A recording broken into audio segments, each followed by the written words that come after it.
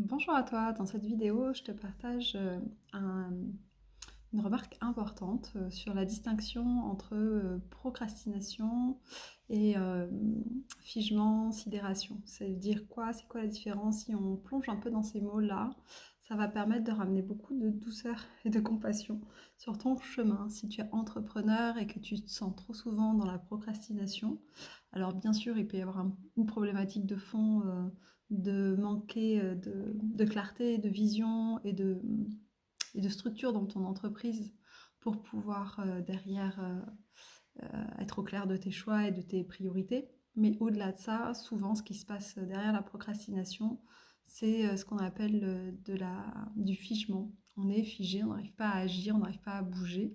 Et ce figement, il peut être traumatique. Moi, dans les enseignements que j'ai eus, on parle de sidération.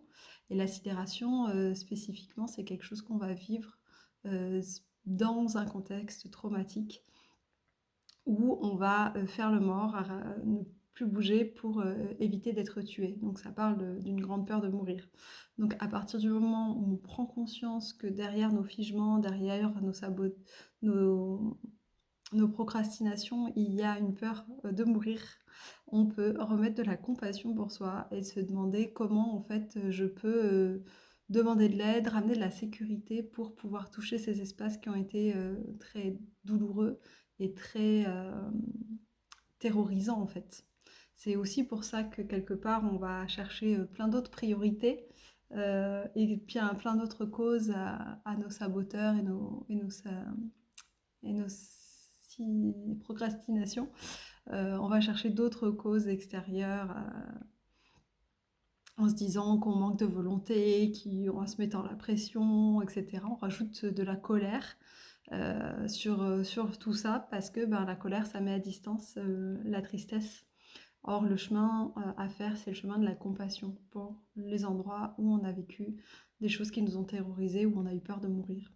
Voilà, ça paraît peut-être un peu fort de dire ça pour de la procrastination, mais dans la réalité, quand on a l'habitude de regarder les blessures, en tant que thérapeute, ben, on peut aller toucher régulièrement ces espaces-là, à partir du moment où il y a la sécurité qui est ramenée suffisante, la confiance dans le lien thérapeutique, etc. Donc, ma question aujourd'hui pour toi, c'est de savoir si tu veux continuer à rester plus longtemps dans quelque chose de morbide où rien n'avance, où la peur du coup du manque, la peur de ne pas y arriver, la peur de perdre l'élan de la motivation devient complètement étouffante, ou est-ce que tu vas oser demander de l'aide pour aller toucher ces points que concrètement, en fait, par expérience, on ne peut pas aller les toucher tout seul. C'est extrêmement rare d'aller pouvoir ouvrir ces portes-là, ou alors ça prend du temps parce qu'on repousse les choses. Voilà, je l'ai souvent vécu, en fait, d'attendre en repoussant parce qu'on a peur d'aller toucher.